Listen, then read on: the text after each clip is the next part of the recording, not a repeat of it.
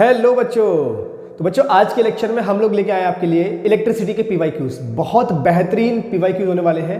तो अभी के अभी इस लेक्चर को अपने सारे फ्रेंड के साथ शेयर कर दें, जिसकी वजह से वो भी इन लेक्चर का फायदा ले पाए और बहुत बेहतरीन टाइप के जो पीवाईक्यू चलने वाले हैं उन सब का फायदा ले पाए। राइट, तो चलिए स्टार्ट करते हैं लेक्चर को और आते हैं फर्स्ट क्वेश्चन पर। आज का बच्चा फर्स्ट क्वेश्चन बहुत बेहतरीन पीवाईक्यूज है, तो जिन लोगों ने अभी तक लेक्चर शेयर नहीं किया है अपने सारे दोस्तों के साथ शेयर कर दें। देखिए फर्स्ट क्वेश्चन, देखिए बच्चा आज का फर्स्ट क्वेश्चन देखिए। क्वेश्चन ने बोला हुआ है an electric source can supply a charge of 500 coulomb 500 coulomb if the current drawn by a device is 25 milliampere, find the time in which the electric source will be discharge completely.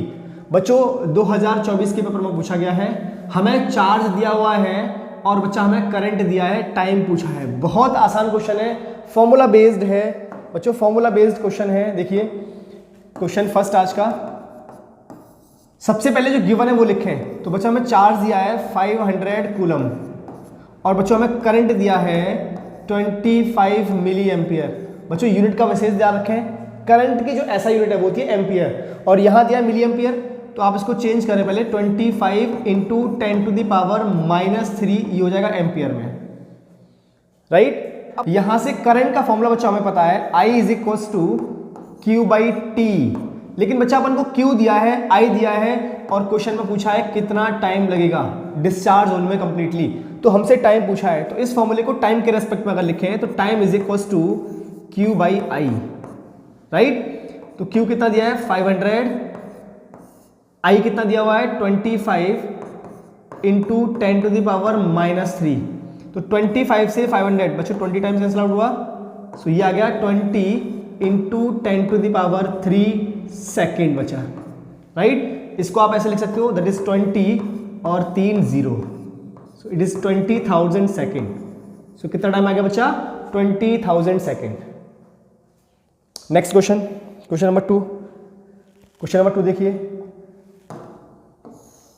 an electric source can supply a 750 coulomb, same question है बच्चा 750 coulomb if the current drawn by a device is 15 ampere, find the time in which the electric source will be discharged completely। बच्चों फिर से question same concept का है, same as question number 1। आप खुद से करके कमेंट बॉक्स में इसका आंसर मुझे अभी के अभी कमेंट करें, जल्दी से करो कमेंट। कितना आंसर आने वाला है इस क्वेश्चन का, जल्दी से मुझे कमेंट बॉक्स में कमेंट करो। बहुत अच्छा, जल्दी कमेंट करें कितना आया इसका आंसर। तो बच्चों इसका आंसर है 50,000। किस किस बच्चे का आया कमेंट बॉक्स में अभी अभी बताया मुझे। गॉट इट, आगे बढ़े। Next question number 3। Question number 3 देखिए, क्वेश्चन नंबर 3 देखिए, The filament of an electric lamp draws a current 0.5 ampere which lights 2 hours. Calculate the charge that flow through the circuit। बच्चों सेम क्वेश्चन है, same फॉर्मूले पर based है। देखिए question number 3, question ने बोला एक फिलामेंट है जिसमें एक इलेक्ट्रिक लैंप है जिसका फिलामेंट कितना दिया है 0.5 एम्पियर, मतलब बच्चा अपन को करंट दिया है 0.5 एम्पियर और बच्चा वो 2 आवर्स के लिए चलता है, तो टाइम दिया है 2 hours. 2 hours. Calculate the charge, अपन से बच्चा चार्ज पूछा है दैट इज Q। तो हमारे पास फॉर्मूला करंट का कितना है I is equal to Q/T। So यहां से अगर मैंने Q के लिए लिखा फॉर्मूला तो I इंटू T। राइट, तो I कितना है 0.5 इंटू बच्चा 2 आवर्स। इसे 2 आवर को सेकंड में चेंज करना होगा अपन को, ऐसा यूनिट, तो 2 इंटू 60 चेंज मल्टीप्लाई किया तो मिनट में बन गया और इंटू 60 किया तो ये बन गया बच्चा सेकंड में। तो 2 into 60 into 60, 5 to 10, 1 into 60 into 60, तो बच्चा 60 इंटू 60 36 और 00, 36 और 00 it is coulomb. This is answer 3600 coulomb, ये इसका आंसर है। क्लियर है, बढ़े आगे। Next question number 4। Next question number 4 देखिए, नेक्स्ट क्वेश्चन नंबर 4 पे आते हैं बच्चा। तो बच्चों क्वेश्चन नंबर 4 देखिए, क्वेश्चन नंबर 4 में क्या बोला है, in the following diagram the position of the needle is shown on the scale of a voltmeter. एक वोल्ट मीटर दिया है जहां पर आपको एक निडल दी हुई है और उसकी पोजीशन दी है। The least count of the voltmeter and reading shown by it respectively are.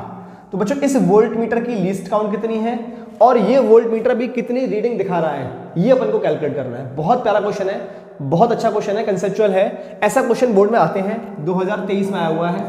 देखिए समझो पहले आप, तो पहले आप इस बात को समझें कि लीस्ट काउंट क्या है। पहले आप इस बात पर गौर करें कि what is least count. Least count, least count कैसे निकालोगे आप? तो बच्चा लीस्ट काउंट का मतलब होता है the smallest value which is measured by a measuring device. Smallest value which is measured by measuring device। measuring device, कोई भी डिवाइस सबसे छोटा कितना मेजर कर सकता है उसको बोलते हैं लीस्ट काउंट। तो इसमें लीस्ट काउंट का मतलब इसके एक डिवीजन की जो वैल्यू है, लीस्ट काउंट का मतलब इसके एक डिवीजन की जो वैल्यू है, ये जो वैल्यू होगी यहां से लेके यहां तक की जो वैल्यू होगी वो इसका लीस्ट काउंट होगा। तो बच्चा इसका एक डिवीजन कितना मेजर कर पाएगा, एक डिवीजन कितना मेजर कर पाएगा, ये मुझे निकालना है।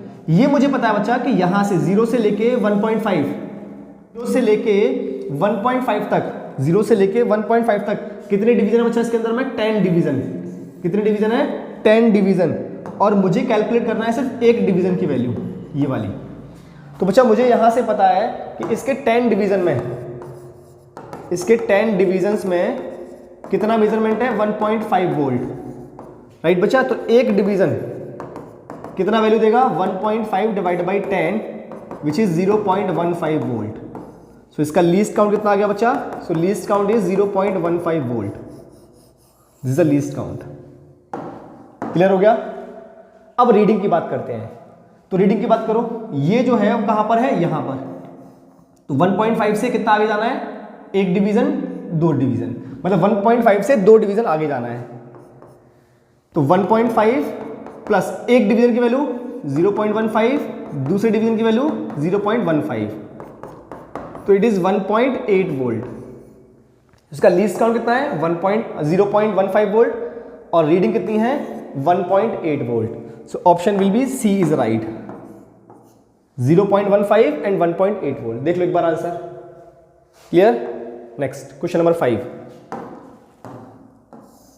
नेक्स्ट क्वेश्चन नंबर 5 पर आते हैं, राइट। क्वेश्चन नंबर 5 देखिए question, draw a systematic diagram of a circuit consisting of a battery of 4 1.5 volt sales and 5 ohm resistor, 10 ohm resistor, 15 ohm resistor and a plug key all connected in series. बच्चों question में क्या बोला है? एक diagram बनाना है अपन को जिसमें एक सेल, 4 सेल दिए हुए हैं और एक सेल का वोल्टेज है 1.5। एक 5 ओम का रजिस्टर है, एक 10 ओम का रजिस्टर है, एक 15 ओम का रजिस्टर है, साथ में एक प्लग की भी लगी हुई है और जितनी भी चीजें हैं सब सीरीज में कनेक्टेड हैं। उसके बाद हमें फाइंड करना है इलेक्ट्रिक करंट और फिर पोटेंशियल डिफरेंस किसमें? 10 ओम रजिस्टर में। और उसके बाद हाँ, दो ही चीजें पूछी है इसमें, राइट। तो देखो, तो पहले सर्किट डायग्राम ड्रॉ करते हैं। Question number 5 circuit diagram draw करते हैं। तो सर्किट डायग्राम में सबसे पहली बात, 5 ओम का रजिस्टर लगा दो, 5 ओम, देन 10 ओम का लगाओ, 10 ओम, देन 15 ओम लगाते हैं बच्चा,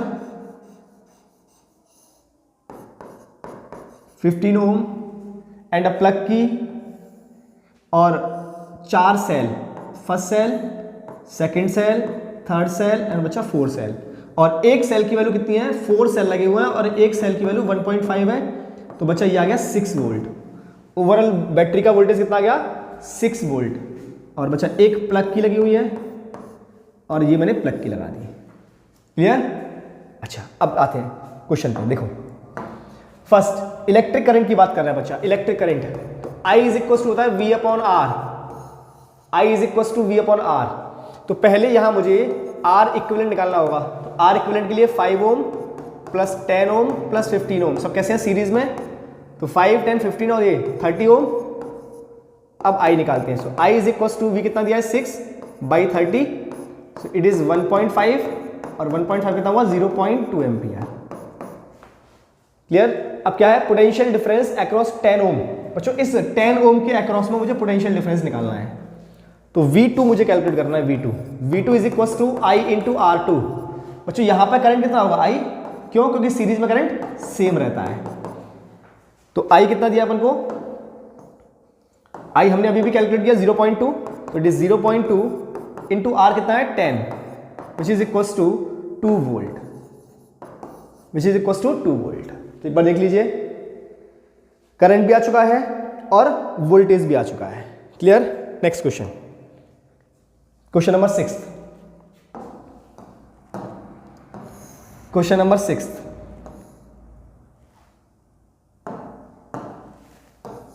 question number 6, right. 3 resistors R1, R2 and R3 are connected in parallel and the combination is connected to a battery, a meter, a voltmeter and a key. Draw a suitable circuit diagram to show the arrangement of these circuit component along with the direction of current flowing। बच्चों हमें दिया हुआ है 3 register दिए हैं R1, R2, R3 और इन सबको parallel में कनेक्ट करना है। And the combination is connected to a battery, ammeter, voltmeter and key. मतलब मुझे बैटरी भी लगानी है, अमीटर भी लगाना है, वोल्ट मीटर भी लगाना है और की भी लगाना है और एक सर्किट डायग्राम बना के देना है। तो चलिए देखो, 3 रजिस्टर जो कि पैरेलल में है, तो पहले 3 रजिस्टर बनाओ पैरेलल में, R1, उसके बाद R2, उसके बाद R3। 3 रजिस्टर मैंने पैरेलल में लगाए, साथ में एक बैटरी,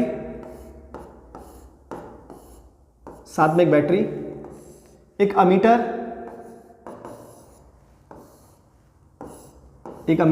और एक की।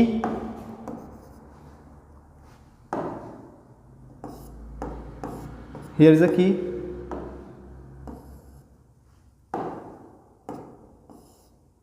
राइट। और वोल्ट मीटर, एक वोल्ट मीटर लगाना है मुझे, तो बच्चा मैंने यहां लगा दिया वोल्ट मीटर।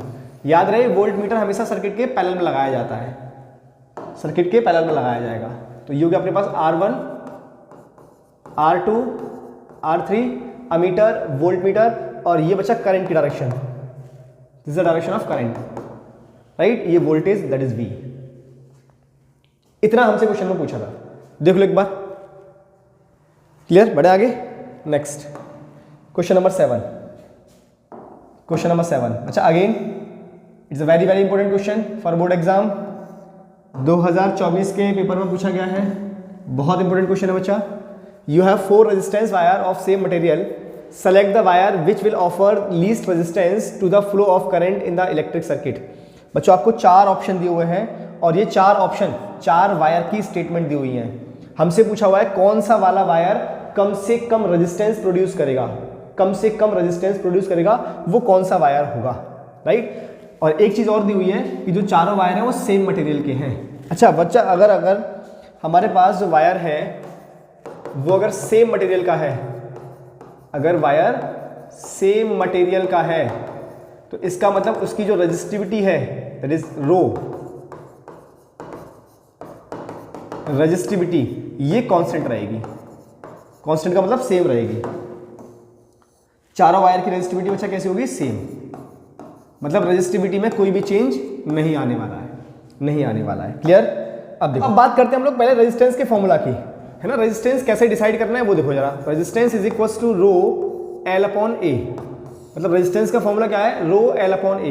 बच्चों यहाँ पर जो रो है वो तो सेम है, तो resistance R is directly proportional to length by area, right. अच्छा अब हमें एरिया को लिखना है डायमीटर के टर्म्स में, क्योंकि हमें क्वेश्चन में डायमीटर दे रखा है। तो बच्चों ये बन गया R is directly proportional to L by D square, L by D square. क्यों, क्योंकि एरिया का फॉर्मूला होता है डायमीटर के टर्म्स में pi by 4 D square, pi by 4 D square. Got it. तो एरिया की वैल्यू मैंने यहां रख दी, पाई बाई 4 कांस्टेंट था तो ये आ गया L बाई डी स्क्वायर। तो अब जो अगर R है जो आर है बच्चा वो किससे डिसाइड हो रहा है, वो डिसाइड हो रहा है एल बाई डी स्क्वायर के रेशियो से। तो जहां पर एल बाई डी स्क्वायर का रेशियो कम होगा उसका रेजिस्टेंस भी कम होगा।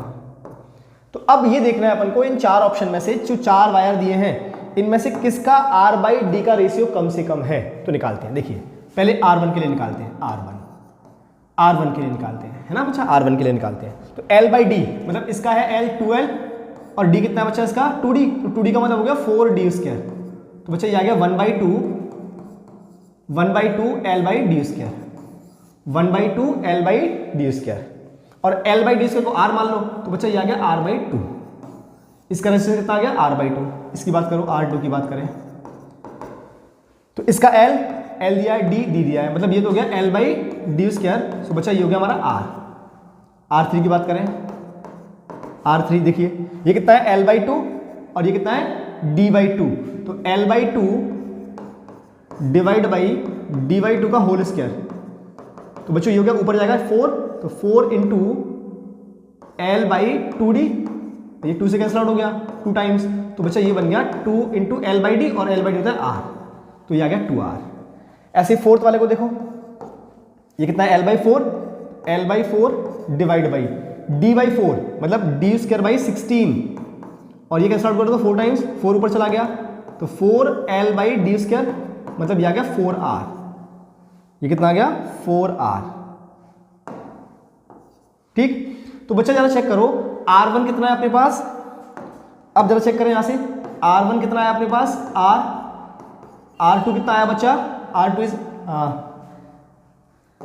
ये आया बच्चा R1 कितना आया है R/2 और R2R, R3 कितना आया 2R और R4 कितना आया बच्चा 4R। तो अब डिसाइड करो किसका रेजिस्टेंस सबसे कम है। तो it is R/2। So R1 वाले का रेजिस्टेंस सबसे कम है। So option first is right. So option बच्चा first is right, option first is right. इस वाले वायर का रेजिस्टेंस सबसे कम होगा। कैसे डिसाइड किया एक बार देख लो। बढ़े आगे, नेक्स्ट क्वेश्चन नंबर 8 ग्राफ का क्वेश्चन है बच्चा, अच्छा इंपॉर्टेंट क्वेश्चन देखिए जरा। Question number 8, study the IV graph for 3 resistor of resistance R1, R2 and R3 and select the correct statement from the following graph.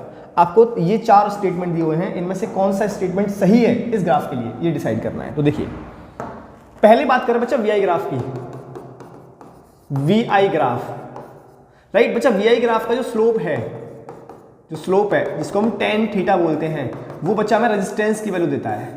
और VI ग्राफ बनता कैसे है, मतलब y एक्सिस पे V और x एक्सिस पे I, ये होता है स्ट्रेट लाइन ग्राफ। तब ये वाला जो स्लोप होगा दैट इज ये एंगल थीटा, ये हमें देगा R की वैल्यू। मतलब यहां से जितना थीटा ज्यादा होगा उतना ही रेजिस्टेंस भी ज्यादा होगा। लेकिन बच्चों इस क्वेश्चन में क्या दिया है, यहां पर जो V दिया है वो x एक्सिस पे दिया है और जो I दिया है वो y एक्सिस पे दिया है। मतलब यहां पे हमें दिया है IV ग्राफ। कौन सा दिया है IV ग्राफ। तो बच्चों IV ग्राफ के केस में क्या होगा कि इसका जो स्लोप है दैट इज tan थीटा वो देगा 1/r की वैल्यू। किसकी वैल्यू देगा 1/r की वैल्यू। मतलब जिसका एंगल ज्यादा होगा उसका रेजिस्टेंस बच्चा कम होगा, जिसका एंगल ज्यादा होता है उसका रेजिस्टेंस कम होगा। क्लियर है। अब यहां पर 3 ग्राफ दिए हुए अपन को, ये दिया है, इसको मैंने बोल दिया θ3, ये दिया है θ2 और ये दिया है θ1 क्योंकि ये R1 है। तो अब यहां देखिए θ1 ज्यादा है बच्चा, θ1 ज्यादा है θ2 से और θ3 से, θ3 सबसे कम है। तो इसका उल्टा हो जाएगा रेजिस्टेंस की वैल्यू। तो बच्चा R1 सबसे कम, उसके बाद R2 और उसके बाद R3। तो R3 की वैल्यू सबसे ज़्यादा, उसके बाद R2, उसके बाद R1। तो R3 की वैल्यू सबसे ज़्यादा, R2 की वैल्यू उससे कम और उसके बाद R1। तो ऑप्शन सी इज राइट। देख लो एक बार कैसे किया, मैंने आपको पूरा कंसेप्ट एक्सप्लेन कर दिया है। क्लियर हो गया। नेक्स्ट बढ़े आगे। बहुत बार एग्जाम में क्वेश्चन आया हुआ, देखो list 2 factors on which resistance of conductor in shape of state cylinder depends. बच्चों ये क्वेश्चन से मोस्ट इंपोर्टेंट है। जितना आप मोस्ट कर सकते हो उतना इंपोर्टेंट क्वेश्चन है ये वाला बोर्ड एग्जाम के लिए। राइट। देखो 22 में भी पूछा गया है, 23 में भी पूछा गया है, 24 में भी पूछा जाएगा और बच्चा 25 में भी पूछा जाएगा। बहुत बार पूछा गया ये क्वेश्चन, बहुत बार पूछा गया है, हर बार पूछा जाता है, लगभग हर बार। तो बच्चा यहाँ पूछ रहा है कौन से फैक्टर हैं जो कि रेजिस्टेंस, कौन से फैक्टर है जिन पर रेजिस्टेंस डिपेंड करता है बच्चा। तो resistance depends on the factors on which resistance depends, right. तो रेजिस्टेंस डिपेंड्स ऑन, किन किन फैक्टर पे हमारा रेजिस्टेंस डिपेंड करता है। तो पहली बात, resistance is directly proportional to length of conductor. दूसरी बात, resistance is inversely proportional to cross section area. And तीसरी बात बच्चा, resistance depends on nature of material. Resistance depends on, resistance depends on nature of material, nature of material. इन तीन बातों पे हमारा रेजिस्टेंस बच्चा डिपेंड करता है। आप देख लीजिए जरा। तो हमें कोई 2 फैक्टर लिखने थे और मैंने आपको यहां 3 फैक्टर लिखवा दिए हैं। आप इनमें से कोई 2 फैक्टर बता सकते हो क्वेश्चन में। क्लियर है? बढ़े आगे। Next question number 10। नंबर 10 देखो,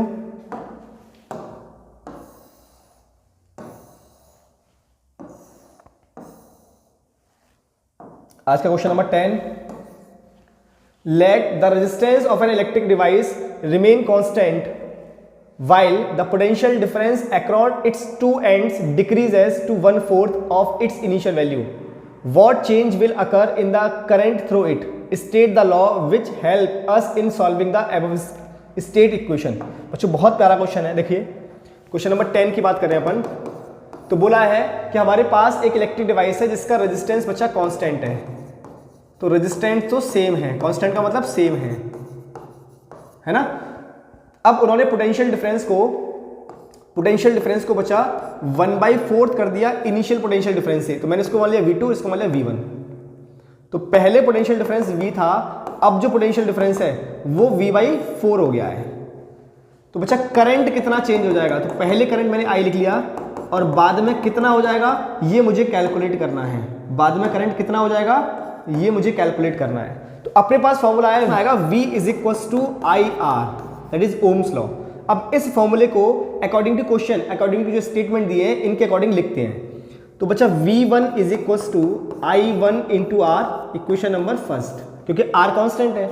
same way V2 is equals to I2 into R, equation number second. अब दोनों इक्वेशन को डिवाइड कर दो। तो मैंने डिवाइड किया फ्रॉम, क्योंकि मुझे I2 कैलकुलेट करना है, तो सेकंड वाली स्टेटमेंट में फर्स्ट वाली इक्वेशन को मैंने डिवाइड कर दिया।